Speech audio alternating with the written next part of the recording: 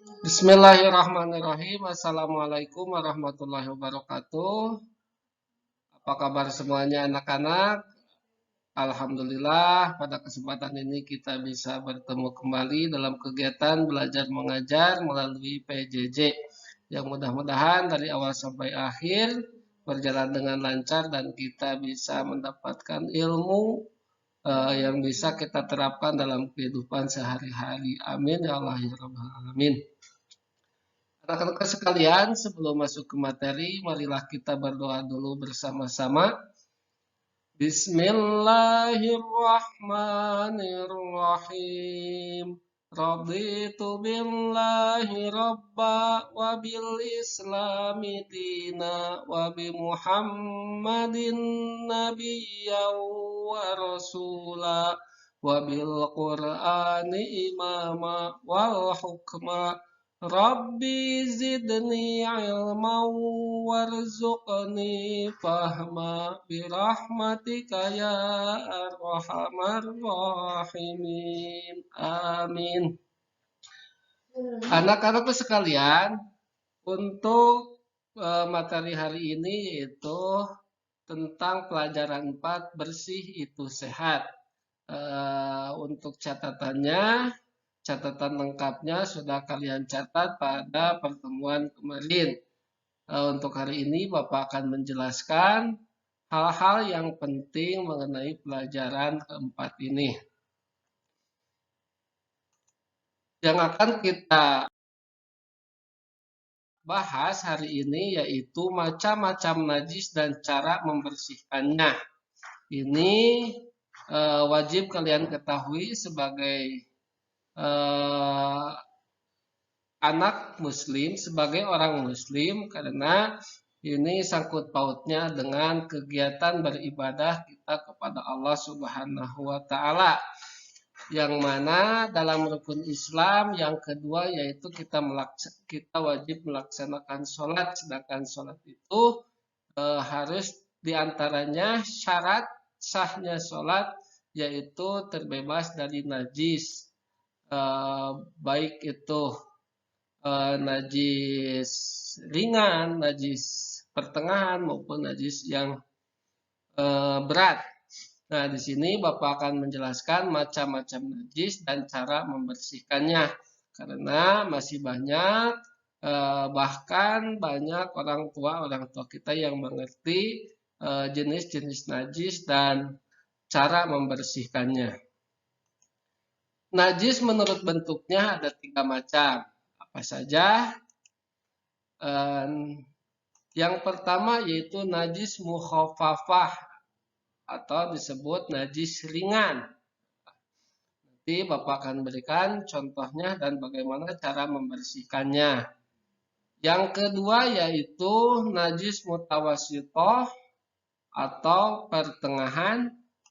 Yang ketiga yaitu najis mughaladhah.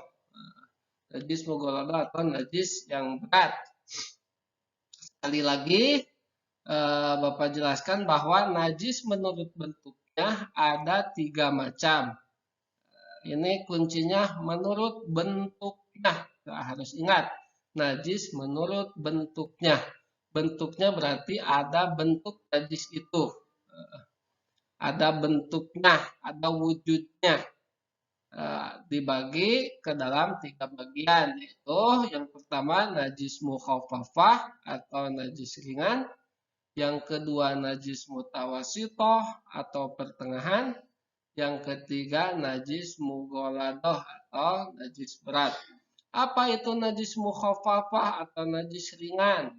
Najis mukhafafah contohnya adalah air kencing bayi laki-laki yang belum berusia 2 tahun dan belum makan apa-apa kecuali air susu ibu. Jadi kalau ada bayi yang belum berusia 2 tahun dan belum makan apa-apa kecuali ASI, maka air kencingnya adalah termasuk najis mukhafafah, yaitu najis ringan.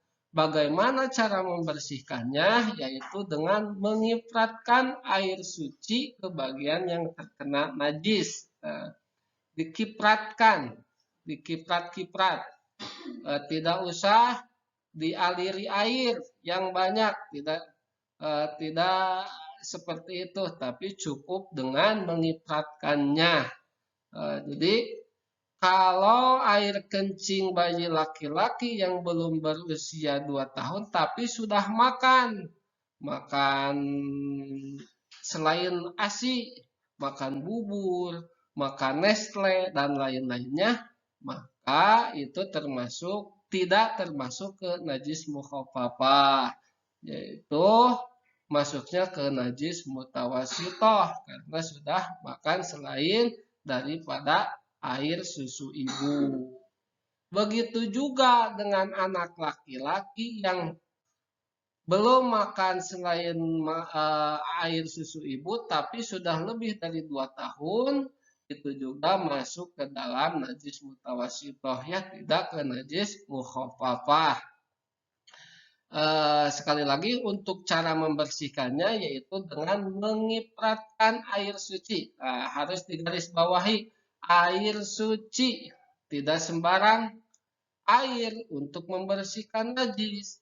Kadang kita lupa yang penting bersih, maka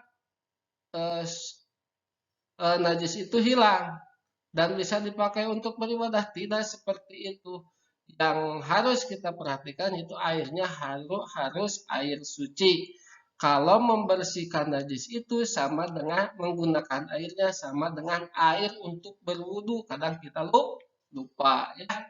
Bagaimana cara mencuci pakaian yang terkena najis. Kadang orang tua kita mencucinya disatukan dengan yang najis dengan yang tidak najis, dimasukkan ke dalam air yang dalam dalam baskom, dimasukkan, disatukan, lalu dicuci, dibersihkan dengan tanpa mengalirkan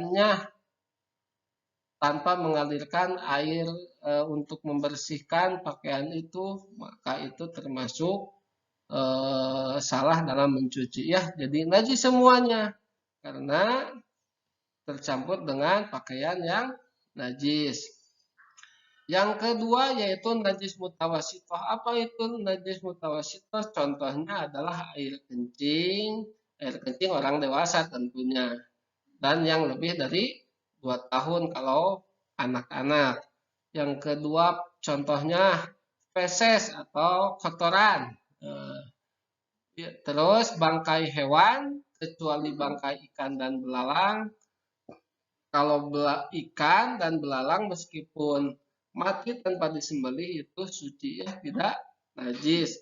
Kalau selain daripada ikan dan belalang, maka tanpa disembelih maka najis. Ada juga yang darah juga itu najis, masuk ke najis mutawasitoh, ya. Bagaimana cara membersihkannya? Cara membersihkannya yaitu dengan mengalirkan air suci ke bagian yang terkena najis sampai bentuk dan warnanya menghilang. Jadi mengalirkan harus dengan air yang mengalir. Tidak boleh si najis dimasukkan ke air, tapi air yang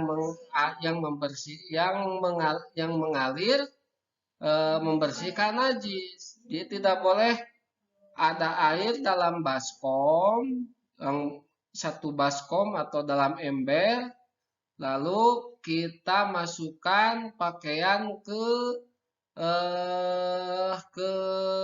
ember tersebut, ke air tersebut, maka semua air itu akan menjadi najis.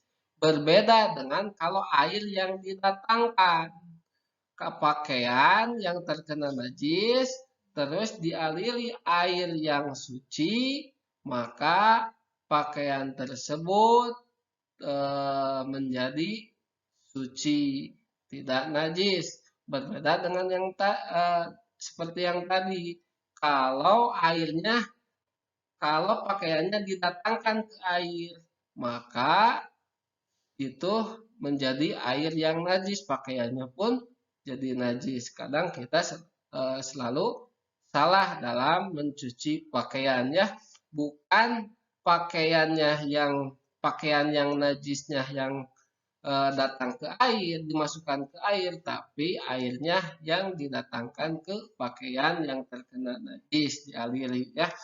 Maka pakaian itu akan menjadi suci, selain bersih juga suci ya. Karena pakaian yang dipakai untuk beribadah itu tidak hanya bersih, tapi harus suci. Harus suci. Yang paling penting itu suci. Meskipun pakaiannya kelihatan kotor, tapi kalau suci itu bisa dipakai untuk beribadah, yaitu beribadah sholat. Kalau pakaian kita bersih kelihatannya, tapi cara membersihkannya salah, seperti yang tadi, pakaian didatangkan ke air yang sedikit, maka meskipun kelihatan bersih, tidak bisa dipakai, tidak sah dipakai untuk beribadah. Ini sebenarnya harus menggunakan praktek, mudah-mudahan kita bisa mempraktekannya. Nanti Bapak akan membuat sebuah video praktek dalam untuk membersihkan najis ya. Insya Allah, tidak janji ya. Mudah-mudahan supaya kalian dalam kesehariannya beribadah itu bisa menjadi sah, terutama dalam melaksanakan sholat, karena ini hal yang sepele tapi kita selalu mengabaikannya karena ketidaktahuan kita, termasuk orang tua kita. Yang ketiga yaitu najis mugoladoh atau najis berat. Contohnya yaitu semua bagian pada anjing dan babi. Ada hewan anjing dan babi, itu semua bagian yang mulai dari bulunya sampai ke bagian dalamnya, organ-organnya, termasuk fesesnya, air liurnya, itu adalah najis mugoladoh, najis berat. Termasuk kalau anjing atau babi itu masuk ke rumah kita atau ke teras kita membawa kotor, membawa tanah yang kotor di kakinya, maka itu juga termasuk najis mugoladoh. Cara membersihkannya yaitu dengan mengalirkan air suci ke bagian yang terkena najis sebanyak 7 kali. Salah satunya dengan tanah. Tuh, jadi kalau najis mugoladoh itu mensucikannya sampai 7 kali. Dibilas 1 kali dengan air sampai rata, 1 kali lagi dengan air sampai rata, salah satu sampai 7 kali, salah satunya dengan tanah. Jangan tanah itu menggunakan tanah itu jangan yang pertama kali, tapi bisa untuk yang kedua sampai ke 6 ya, yang ke-6 kalinya. Kalau yang pertama dan yang ke-7 itu tidak boleh. Yang pertama langsung dengan tanah itu tidak boleh. Atau yang terakhir yang ke-7 dengan tanah, nanti ya itu jadi tidak bersih ya. Yaitu di pertengahan, di kedua, di ketiga menggunakan tanah. Intinya yaitu najis mugoladoh itu termasuk najis yang berat yang harus dibersihkan dengan 7 kali menggunakan air, salah satunya dengan tanah. Yang kedua, najis itu menurut sifatnya ada 2 macam, yaitu yang pertama najis ainiyah, yang kedua najis hukmiyah. Apa itu najis ainiyah? Yaitu najis yang ada bentuk, warna, dan baunya. Ada bentuknya seperti kotoran, kelihatan bentuknya. Ada yang hijau, ada yang kuning, ada yang hitam. Kalau yang udah kering suka hitam ya, kotoran manusia maupun kotoran hewan. Ada itu warnanya, ada bentuknya, wujudnya ada kelihatan, ada warnanya, dan ada baunya. Itu disebut najis ainiyah.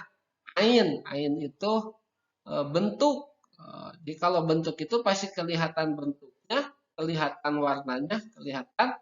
Dan kalau dicium ada baunya. Itu termasuk najis ainiyah. Contohnya yaitu kotoran manusia, kotoran hewan. Contohnya feses atau kotoran. Cara membersihkannya, bagaimana cara membersihkannya? Yaitu dengan menghilangkan dulu bentuknya. Kalau ada kotoran hewan di teras rumah kita, maka jangan langsung kita lap dengan lap yang basah. Nanti najisnya akan semakin meluas. Bagaimana caranya? Diamkan dulu sampai kering kotorannya. Kalau zaman dulu mah tai kotok di lebuhan. Apa itu tai kotok di lebuhan? Itu benar, bukan salah, supaya cepat kering. Setelah kering kotorannya lalu dilap pakai kain yang kering, yang suci. Ambil lalu buang bersama kainnya tentunya. Kalau mau dicuci, cuci bisa kainnya. Setelah itu di sana ada apa? Ada bekas dari kotoran itu sudah menjadi najis hukmiyah, ya, tidak ainiyah lagi karena bentuknya sudah tidak ada, warnanya juga tidak ada, baunya mungkin juga sudah hilang.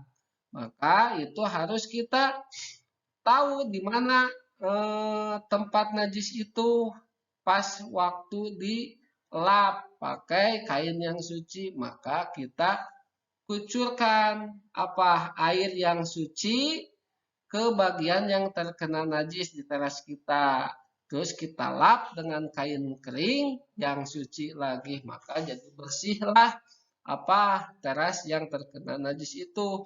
Jangan dilap pakai kain yang pakai lapel yang basah. Kalau kita langsung dilapel yang basah, maka seluruh ruangan kita, teras kita adalah najis meskipun kelihatan bersih karena cara membersihkannya yang salah. Itu najis ainiyah. Jadi kalau air yang datang itu mempunyai kekuatan, kalau airnya diam lalu kedatangan najis, maka air itu jadi najis. Tapi kalau ada najis didatangkan air mempunyai kekuatan, najisnya jadi hilang.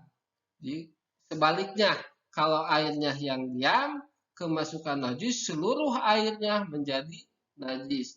Tapi kalau airnya datang, meskipun sedikit, menghilangkan najis, maka jadilah suci yang terkena najis tersebut. Ada ribetnya. Tapi ini penting, tidak ada dalam buku, tapi ini penting untuk Bapak sampaikan supaya mudah-mudahan anak-anakku sekalian mengerti. Yang kedua yaitu najis hukmiyah. Apa itu najis hukmiyah? Yaitu najis yang hanya ada warna dan baunya saja. Nah, ada warna, ada baunya, ada kelihatan warnanya, dan ada baunya, tetapi tidak ada bentuknya. Contohnya yaitu air kencing yang telah kering. Kalau kita kencing, kalau kita ngompol dalam celana, kalau anak-anak ngompol ketika tidur dalam celana sampai kering, ada kelihatan apanya, bekasnya, warnanya, ada juga baunya, bau hangser bahasa Sundanya. Itu termasuk najis hukmiyah. Cara membersihkannya dengan mengalirkan air suci ke bagian yang terkena najis. Ya, kalau ainiyah mah ada bentuknya, ada warna dan bau. Tapi kalau najis hukmiyah mah baunya seperti dan warnanya bisa. Nah, itulah yang bisa Bapak sampaikan pada kesempatan ini. Mudah-mudahan ada manfaatnya, khususnya bagi Bapak, umumnya bagi anak-anak sekalian. dan Bapak ucapkan mohon maaf yang sebesar-besarnya kalau ada kesalahan. Bapak terbuka apabila ada kesalahan dari Bapak, silakan untuk dikoreksi ya. Kritik dan caranya silakan sampaikan ke Bapak. Kalau ada yang salah mohon untuk diberikan penjelasan yang benarnya bagi yang sudah lebih tahu daripada Bapak ya. Untuk tugasnya kalian tulis bagan yang barusan yang Bapak jelaskan, yaitu najis menurut bentuknya yang tadi dan najis menurut sifatnya. Bisa seperti ini atau bagaimanapun caranya, yang penting ditulis materi yang Bapak sampaikan ini. Dari Bapak dicukupkan sekian. Mohon maaf atas kekurangan dan kesalahannya. Salam bagi semuanya, sehat selalu, dan terutama mudah-mudahan kita diberikan kesehatan oleh Allah Subhanahu wa taala. Amin ya Allah ya rabbal alamin. Ditutup dengan doa, subhanakallahumma wa bihamdika asyhadu alla ilaha illa anta astaghfiruka wa atubu ilaik. Wassalamualaikum warahmatullahi wabarakatuh.